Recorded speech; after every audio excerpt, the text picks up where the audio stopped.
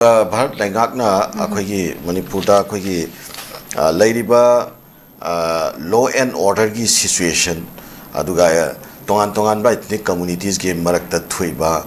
sum wathok lanthok sing sigi marak se sita sang manana yengdaba aduga akhoi Manipur as a whole akhoi manaba miyeng amata akhoi yengba miyeng do matagi khan nathaira kanda akhoi sum akhoi chepthok chepsin torga sum sanaba manba yam puksel shepa thong amoina masigi khulai lokhatpagi thong si sumaina ui hai tare adu masi Manipur ge masa punambakta akhoi ching da su tampak da su ain na yataba adu makal gi kusukulai makai si phasana comprehensively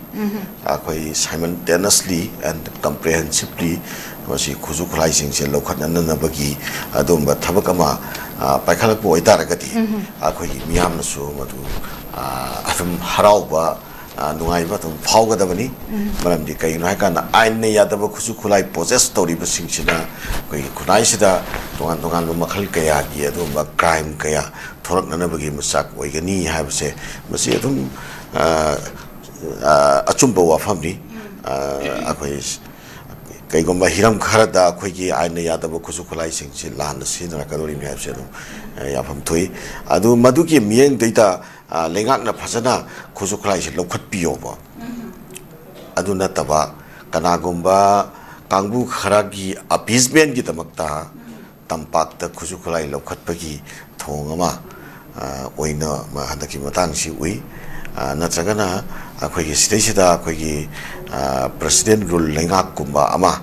akhoi gi laknana bagi adumba lakpaya bagi apprehension lei rakpa khara madu mami sami apprehension lerakpagumba adumba issue leibra madu avoid tawna bagi oiba thonga moina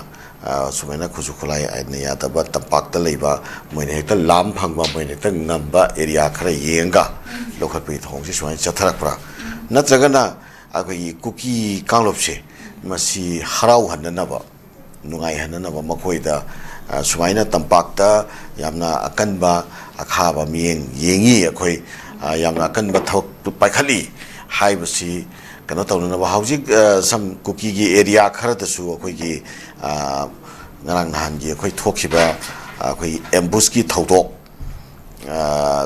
kochim kolen amsung kochim gi marakta thokpa adigi adi matungda amukka jawjang tek area da amuk thokpa sigi matungda akhoi kuki gi inhabited area khara da akhoi gi combing operation na chingba chathabai pau khara leidana masi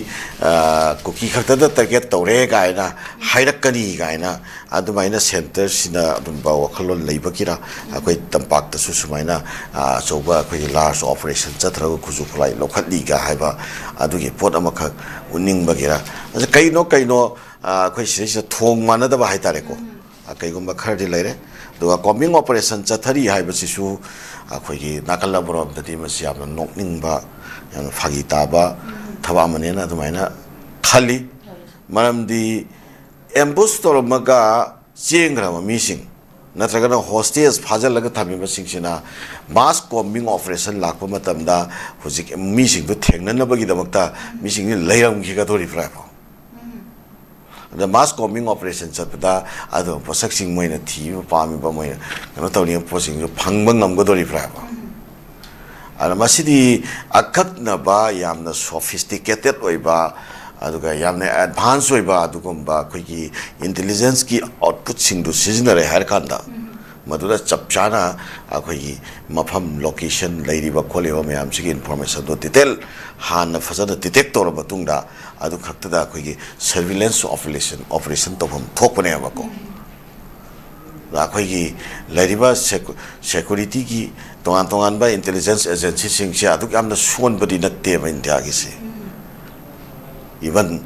yamna sophisticated oiba Pegasus phawba India da sang khre habna chingba mamangna leina khri bane bako rogi natragana akhoi intelligence kanogi IB gi ko intelligence bureau gi ko adu degi SIB gi are tongan ba paramilitary forces and akhoi Assam rifle khangde aduga akhoi army khangde sigi suma sagi oiba kano leijari bane bako intelligence unit loi lejari ne ba madu yamna sophisticated oi ba matam siga sanara ba khuju khulai kya ba leiri mane ba ko ana masi yam laina krai da leibano hai si detect to ngam ba sari da ko aiban ne khoi gi west bengal da khoi gi hojik chief minister woi ba khoi gi subendo adhikari ha se sigi my private assistant to adu hat khidana election matungda adugi mi do ikan kanadana kano de fare eba ko khoi gi bihar de fare eba ko ade targati intelligence yamna adum thau hai tare india gi siko do kai hino aswaida intelligence kemta effective oida badawna tawba si taseng na effective oidribra natraga effective si woina woisan nadribra aduga sum makarom chieng khraga awangum tana woito tawri jala hathi question amadi lei hai tare oza masi khoi thoki ba thodok siga hek nungan ba numini ni tawba nataba masi hapta ama leraga tawki operation deba oza yam nungai je oza mathang da mu lak sake oza